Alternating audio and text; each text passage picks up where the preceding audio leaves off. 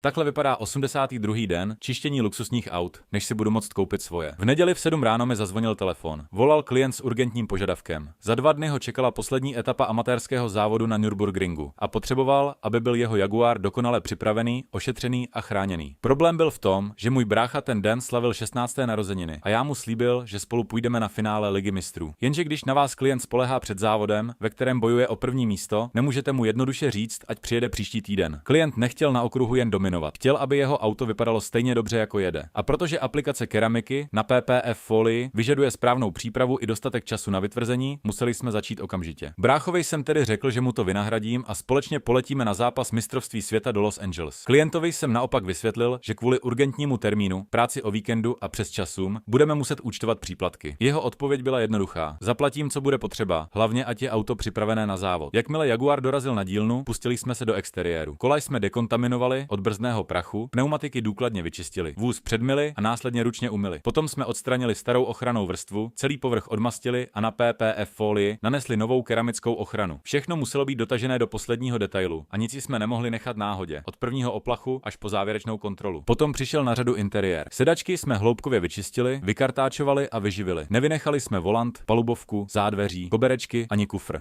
Celá akce zabrala přibližně 13 hodin práce a cena 4590 za hloubkovou péči, 9500 za aplikaci keramiky, 5000 za urgentní vyřízení a 1900 za víkendovou práci. Celkem 20 990 korun. Zaplatili byste také přes 20 000 za to, aby bylo vaše auto připravené na finální závod?